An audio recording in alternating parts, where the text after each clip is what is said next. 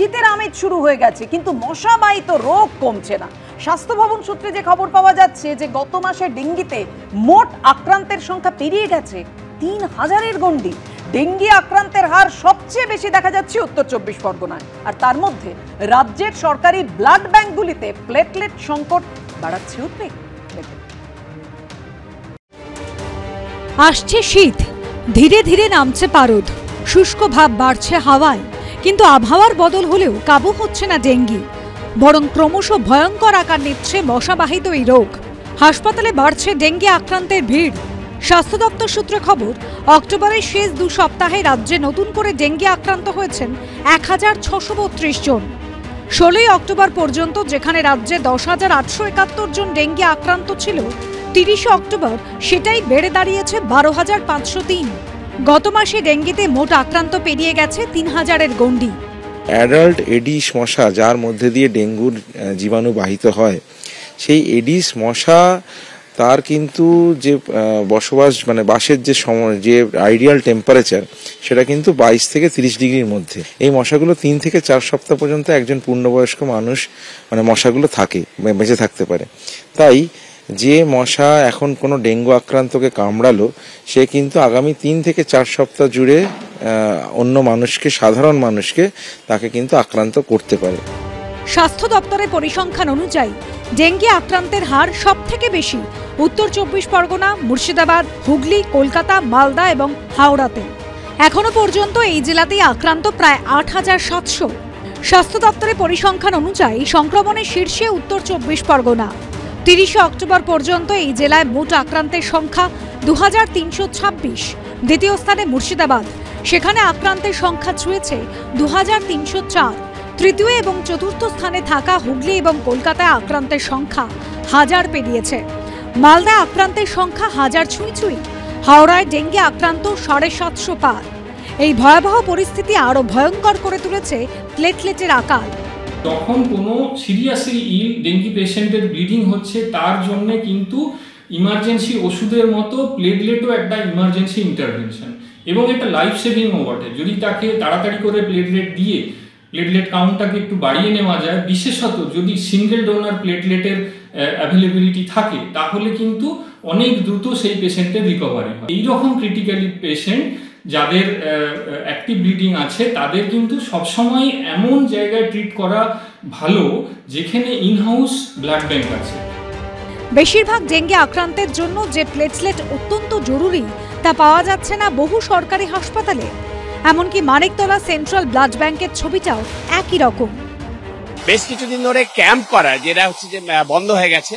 Camp না করার একটা বড় কারণ হচ্ছে যে এই সময়ে মানুষ এসআইআর নিয়ে, রাজনৈতিক দলগুলো বিশেষ করে তারা এবং বিভিন্ন যে গণসংগঠনগুলো যারা ক্যাম্প করেন, এসআইআর নিয়ে ব্যস্ত হয়ে যাওয়ার জন্য সম্ভবত তারা রক্তদান শিবির করতে পারছেন না।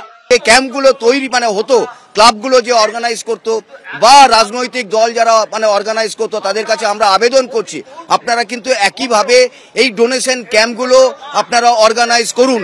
তার কারণ রক্ত কিন্তু কিনতে পাওয়া যায় না, রক্ত তৈরিও করা যায় না, মানুষের থেকে মানুষকেই দিতে হয়। ফলে ক্যাম্প না হলে রক্তের যে ক্রাইসিস হবে, এটা নিয়ে কোনো সন্দেহ নেই, এবং বেঘরে কিছু মানুষকে হয়তো প্রাণ হারাতে হতে পারে।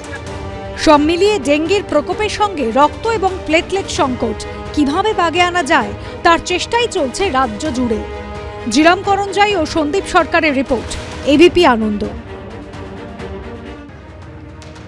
যেটা প্রথমে প্রশ্ন ছিল একেবারে এই পর্বের আলোচনার শুরুতেই, সেইটা নিয়েই আমরা আলোচনা করব। আমাদের সঙ্গে স্টুডিওতে চিকিৎসকরা রয়েছেন। প্রথমেই আমি ডক্টর শুদ্ধসত্য চট্টোপাধ্যায়ের কাছে আসবো। ডক্টর চট্টোপাধ্যায়, আবহাওয়ার বদল হচ্ছে, আপনারা নর্মালি যেটা বলে থাকেন যে শীত পড়লে ডেঙ্গি কমার একটা সম্ভাবনা থাকে, কিন্তু সেই সম্ভাবনা তো দেখা যাচ্ছে না। উল্টে হাসপাতালে ডেঙ্গি আক্রান্তের সংখ্যা ক্রমশ বাড়ছে। কেন? এটার কারণটা কি? প্রথমত হচ্ছে, যে শীতটা পড়লে অ্যাকচুয়ালি ডেঙ্গুর কমে, সেই শীতটা এখনও পড়েনি, কারণ ওটার জন্য আরও অনেকটা তাপমাত্রা কমতে হয়, অ্যাটলিস্ট 20 ডিগ্রির নিচে যেতে হয়। অনেক ক্ষেত্রে 15 ডিগ্রি হলে তবে মসকিউটো ব্রিডিংটা কমে। তো সেই জায়গায় আমরা এখনও পৌঁছাইনি। গত বছর আমরা দেখেছিলাম নভেম্বর আর ডিসেম্বরে ডেঙ্গু আক্রান্তের সংখ্যা অনেকটা বেড়েছিল। আর এবারে যেটা প্রবলেম হয়েছে সেটা হচ্ছে পুজোর শেষ, এমনকি কালী পুজোর আগের দিন পর্যন্ত, আমি যদি খুব ভুল না করি, বৃষ্টি হয়েছে। তো এবার এই যে মশাগুলো জন্মাবে, এই মশাগুলো কিন্তু আরও প্রায় 1 মাস বাঁচবে, এবং যদি তারা কোনো ডেঙ্গু আক্রান্তকে কামড়ায়, যেটা ডক্টর অনির্বাণ বলছিলেন, যে সেটা কিন্তু তখন তার থেকে প্রায় 1 মাস সেই সময় থাকবে বাকিদের কামড়ানোর। এবার নভেম্বরের গোড়াতে আমরা যেহেতু দেখেছি এই জিনিসটা হয়েছে, প্রায় নভেম্বরের এন্ড এবং ডিসেম্বরের হয়তো ফার্স্ট উইক এবং সেকেন্ড উইক অবধি ব্যাপারটা থাকতে পারে, কারণ কামড়ানোর পর যে সঙ্গে সঙ্গে ডেঙ্গু হবে তা না, প্রায় 5-7 দিন একটা ইনকিউবেশন পিরিয়ড লাগে। 2 নম্বর হচ্ছে এখন যেটা হচ্ছে সেটা হচ্ছে এই যে প্রতি বছর আমাদের অল্প অল্প ডেঙ্গু হয়, এমন কিছু মানুষের যাদের প্রথমবার ডেঙ্গু হয়তো 1-2 বছরের মধ্যে হয়েছে, তাদের কিন্তু এবার সেকেন্ডারি ডেঙ্গু হচ্ছে। মানে 4টে সেরোটাইপ আছে আমাদের ডেঙ্গু, তার মধ্যে একটা সেরোটাইপে যদি ইনফেক্টেড হয়, পরের বার কিন্তু অন্য সেরোটাইপ মানে টাইপ বি বা টাইপ সিতে যদি হয়, প্রথমবার যদি এতে হয়ে থাকে, তো সেখানে টাইপ বি বা টাইপ সি হলে সেটা কিন্তু মারাত্মক হয় এবং সেটাতে খুব তাড়াতাড়ি পেশেন্ট ডেটোরেট করে। আগে আমরা দেখেছি 4 দিন জ্বর হতো এবং জ্বর চলে যাওয়ার পর 5ম দিন থেকে প্লেটলেট কাউন্ট কমতে আরম্ভ করতো এবং অন্যান্য কমপ্লিকেশানসগুলো হতো।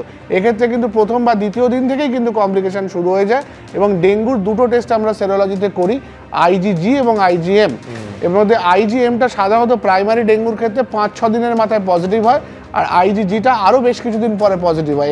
এখানে দেখা যাচ্ছে যে ডে 2 থেকেই আইজিজি পজিটিভ, আইজিএম নেগেটিভ, অর্থাৎ এই যে আইজিজি যেটা মানে দীর্ঘদিনের যে ইমিউনিটিটা দেয়, সেটা কিন্তু খুব তাড়াতাড়ি একটা ওভারওয়েলমিং ইমিউন রেসপন্স, যেটাকে আমরা কোভিডের সময় ইমিউন সার্চ বলতাম বা স্ট্রম বলতাম, সেই রকম একটা ইমিউনিটি কিন্তু তৈরি হচ্ছে এবং যেটা যত না ডেঙ্গু ক্ষতি করছে তার থেকে ভেতরের শরীরের যে ইমিউনিটি সে একদম তছনছ করে দিচ্ছে ভেতরের অর্গানগুলোকে এবং খুব তাড়াতাড়ি ডেটোরেট করছে, খুব তাড়াতাড়ি পেশেন্ট ডেঙ্গু শক সিনড্রোম বা ডেঙ্গু হেমারেজিক ফিভারে চলে গিয়ে অনেক ক্ষেত্রে মর্টালিটিটা বাড়ছে। আমি বলছি ডক্টর জেন, এটা তো মারাত্মক, মানে একটা ইমিউনিটি তৈরি হচ্ছে যেটা আমাদের শরীরের ন্যাচারাল ইমিউনিটিকে নষ্ট করে দিচ্ছে এবং মানে এক্ষেত্রে যেটা দেখা যাচ্ছে যে অত্যন্ত তাড়াতাড়ি ডেটেরিওরেট করছে।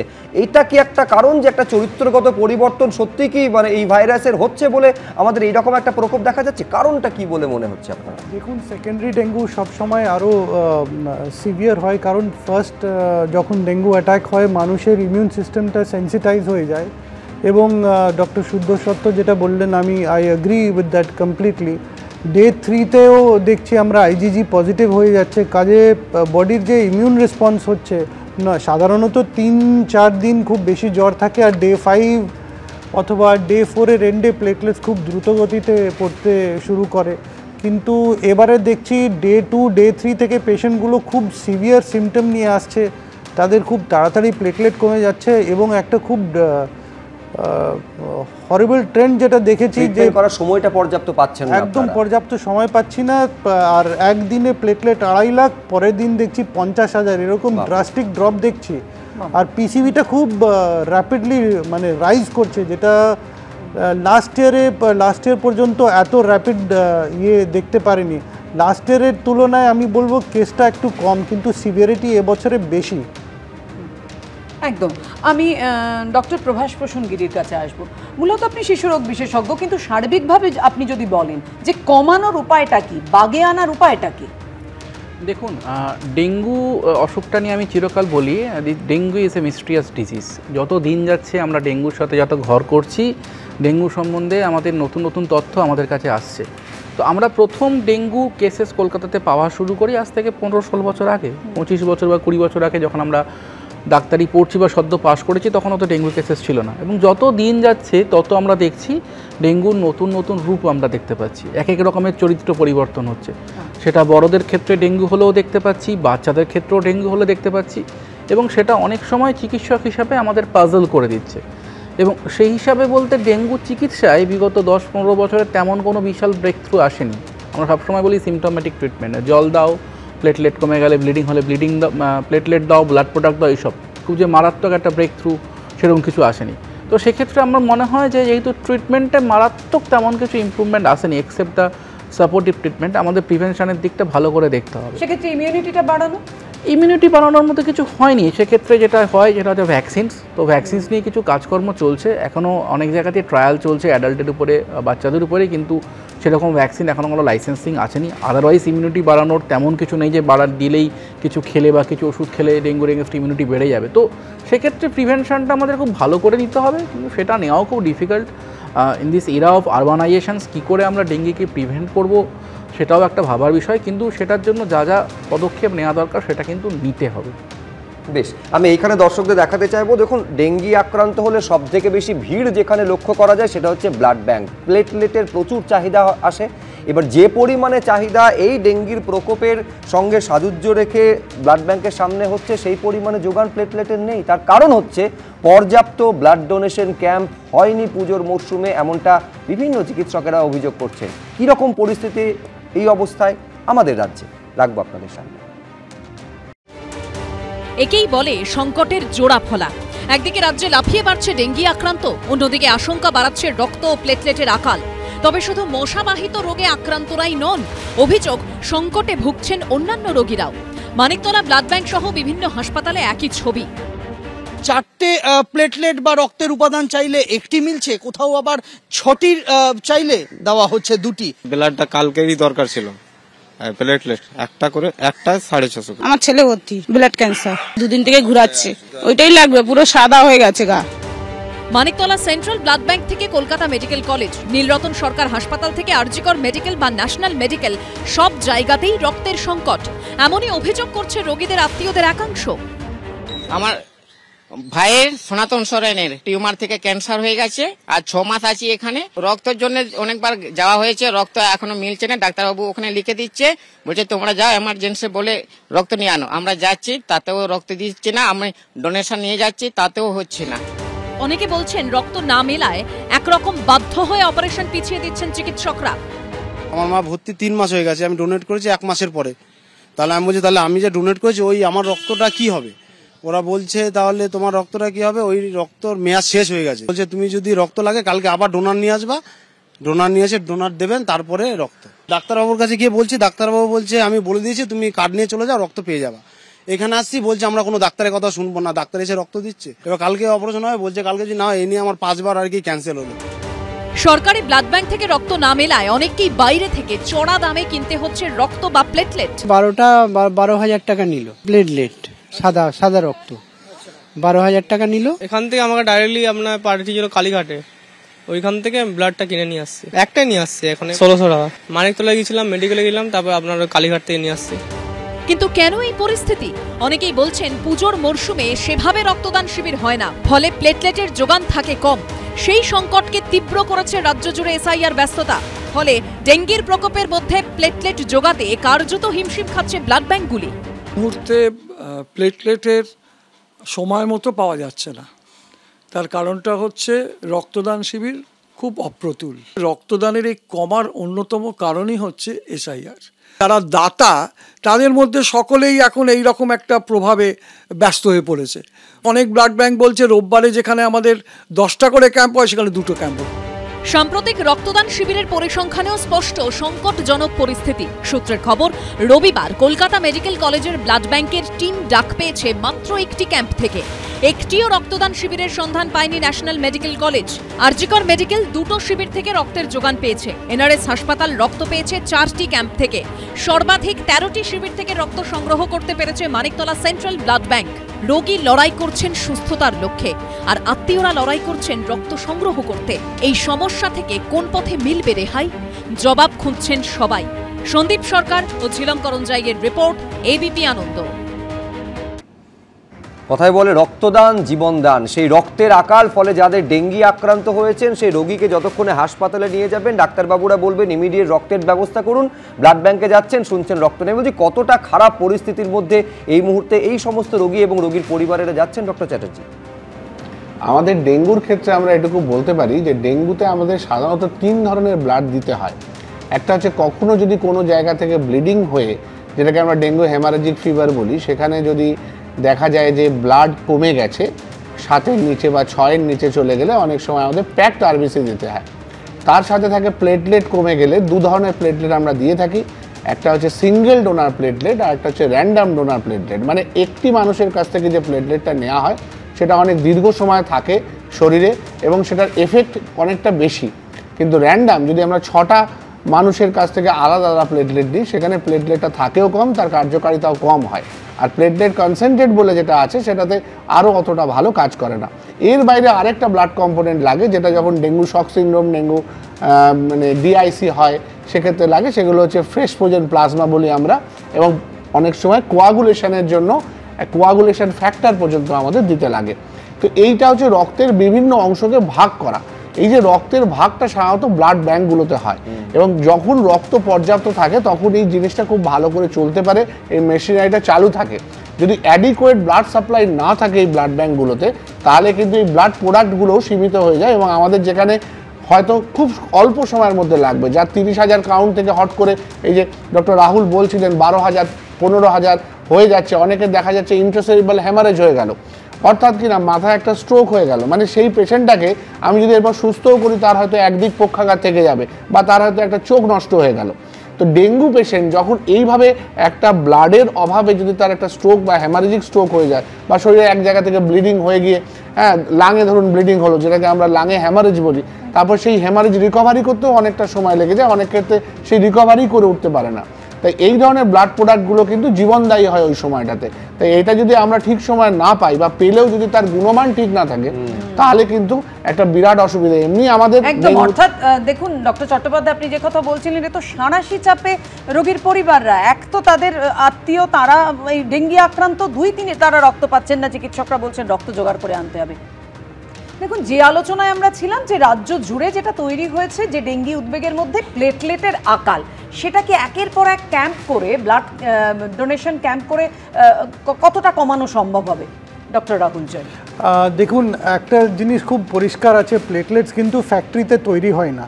আপনি আমার কাছ থেকে যদি হঠাৎ করে আমাকে বলেন 1000 ট্যাবলেট প্যারাসিটামল, আমি আপনাকে 5 মিনিটের মধ্যে এনে আপনাকে দিয়ে দিতে পারবো, এটা এতটা কনফিডেন্স আছে।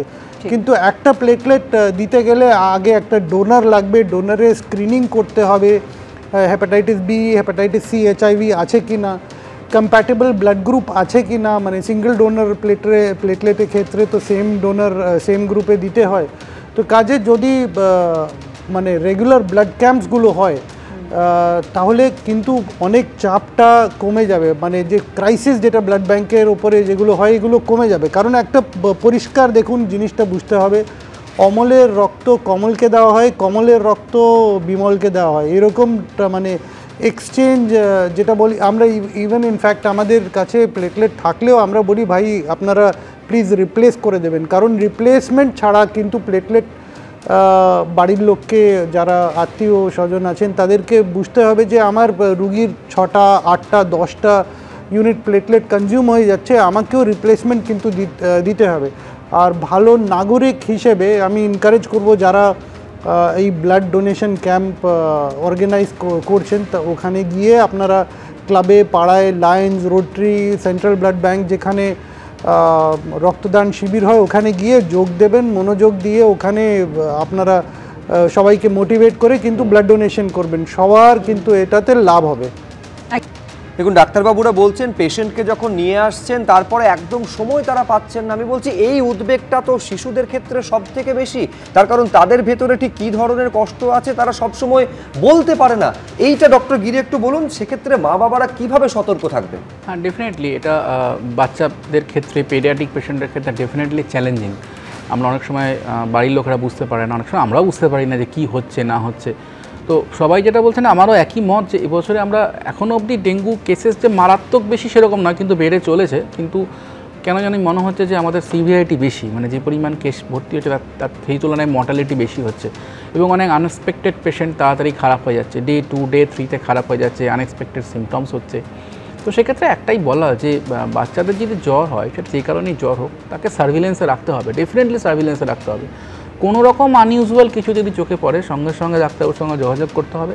আর যেহেতু আমরা দেখতে পাচ্ছি মানে ধরে নিন বাচ্চার অ্যাক্টিভিটিস, নর্মাল যে অ্যাক্টিভিটি করে অ্যাক্টিভিটিটা থাকছে না, যেই সময়টা জ্বরটা কমে যাচ্ছে সেই সময় অ্যাক্টিভিটি কমে যাচ্ছে, খাওয়া দাওয়া আনইউজুয়ালি কমে যাচ্ছে, পেচ্ছাপ কমের দিকে করছে, একটা আনইজি ফিল হচ্ছে। তো এবং এইসব পেশেন্টগুলোর ক্ষেত্রে অলওয়েজ আমরা বলি যে লো থ্রেশহোল্ড অফ হসপিটালাইজেশনস, যখনই মনে হবে যে না কিছু আনইজি হচ্ছে, বাড়িতে রেখে ট্রিটমেন্ট করার রিস্ক না নিয়ে হাসপাতালে নিয়ে যাওয়া, কিংবা দরকার পড়লে প্রত্যেক দিন ডাক্তারের কাছে নিয়ে যাওয়া, তিনি চেক করবেন বা এমার্জেন্সিতে নিয়ে যাওয়া যে কোনো আনইজি কিছু গন্ডগোল হচ্ছে কিনা। অনেকে বলেন ঠিক আছে এই তো হয়েছে, কমে যাবে, বাড়িতে জল খাওয়াই কমে যাবে, এই ব্যাপারগুলো। তো এই জিনিসটাকে না একদমই হালকাভাবে নেওয়া উচিত নয়। খেয়াল রাখতে হবে যে কোনো রকম অ্যাটিপিক্যাল কিছু দেখতে পাচ্ছি কিনা, দেখলেই সঙ্গে সঙ্গে ডাক্তারের সঙ্গে যোগাযোগ করা, দরকার পড়লে একটু আর্লি হসপিটালাইজেশন করা। তো ডেঙ্গুতে কিন্তু আমরা দেখেছি যে বেশ কিছু ক্ষেত্রেই আমরা পেশেন্টদের বাঁচাতে পারি না, কারণ তারা হাসপাতালে একদম লেট অবস্থায় আসেন যখন multi organ dysfunction set in করে যায়। তো একটু আর্লি হসপিটালাইজেশনস করলে, একটু প্রিভেনশন একটু আর্লি করলে, একটু আর্লি ফ্লুইড থেরাপি চালু করলে কিন্তু আমরা দেখেছি যে আউটকামটা অনেকটা বেটার হয়। আর বাচ্চারা যেহেতু অনেক ক্ষেত্রে এক্সপ্রেস করতে পারে না কী হয়েছে, সেক্ষেত্রে বাবা মাদের কিন্তু সার্ভিলেন্সে রাখতে হবে এবং দরকার পড়লে কাউকে না কাউকে বাড়িতে থেকে দেখতে হবে যে বাচ্চার কোনো রকম অসুবিধা হচ্ছে কিনা, এবং সেই হিসাবে চিকিৎসকের সঙ্গে যোগাযোগ করা প্রয়োজন। এবং এই ব্লাডের ক্রাইসিস নিয়ে আরেকটা কথা বলা, যে মনে রাখতে হবে যে প্লেটলেট যে কালেকশন করা হয় তার লাইফ স্প্যান কিন্তু অনলি 5 days, 5 দিন পরে কিন্তু সেই প্লেটলেট নষ্ট হয়ে যায়। তাই আমাদের এই টার্ন ওভারটা খুব জরুরি দরকার, যে আমি একদিন একটা ব্লাড ক্যাম্প করলাম, 200টা প্লেটলেট পেয়ে গেলাম, একদিন করেছি 200টা প্লেটলেট পেয়ে গেলাম, মানে আমাকে আর 1 মাস করতে হবে না, ব্যাপারটা কিন্তু সেরকম নয়। আমাদের রেগুলার ইন্টারভ্যালে ছোট ছোট ক্যাম্প অর্গানাইজ করতে হবে, এবং যেহেতু ইউজুয়ালি পাড়ার ক্লাবগুলোই ক্যাম্প অর্গানাইজ করে, তারা এখন বিভিন্ন পলিটিক্যাল ব্যাপার নিয়ে বিজি। তো আমার মনে হয় সেক্ষেত্রে গভর্নমেন্ট ইনস্টিটিউশনস কিংবা প্রাইভেট হসপিটাল বা গভর্নমেন্ট হাসপাতালগুলোকে আলাদা করে এগিয়ে আসতে হবে, যে ক্লাবদের উপর যে নির্ভরশীলতা, এই যে ব্লাডের জন্য পুরোপুরি ক্লাবগুলোর উপর নির্ভরশীলতা রয়েছে, সেই নির্ভরশীলতা থেকে বেরিয়ে আসতে হবে। যে প্রাইভেট ব্লাড ব্যাঙ্কগুলো আছে তারা দায়িত্ব নিক, government blood bank, government institution, private হাসপাতালগুলো তারা দায়িত্ব নিক। রেগুলার ইন্টারভেলে একটা হাসপাতালের মধ্যে, বড় বড় হাসপাতাল যেখানে 400-500 বেড, সেখানে 4000 লোক ভিজিটে আসছেন, বাড়ির লোক দেখতে আসছেন, তাদের প্রত্যেককে রিকোয়েস্ট করা হোক যে আপনারা একটা পেশেন্টের জন্য 5 জন লোক দেখতে আসছেন, আর তার পেশেন্টে ব্লাড লাগছে না, অন্য লোকের ব্লাড লাগছে, আপনি এসছেন যখন ব্লাডটা ডোনেট করুন। এইভাবে এনকারেজ করা দরকার, তা না হলে কিন্তু আমাদের এই ব্লাডের শর্টেজ যেটা রয়েছে সেটা কোনোদিন পূর্ণ হবে না। একেবারে সেই আবার পুরনো কথাই কিন্তু বারবার করে বলা, যে রক্তদান আমাদেরকেই করতে হবে, কারণ ওই আবারই বলছি যে রক্তের যোগান দিতে পারে একমাত্র রক্তই, কারণ রক্ত তো আর কারখানায় তৈরি করা যায় না। আমাদের আজকের এই মুহূর্তের আলোচনা এখানেই শেষ করছি, কিন্তু শেষ করার আগে আরেকবার বলবো, অবশ্যই কোনো সমস্যা যদি কোথাও একটুও মনে হয় তাহলে সঙ্গে সঙ্গে চিকিৎসকদের পরামর্শ নিন, চিকিৎসকদের দ্বারস্থ হন।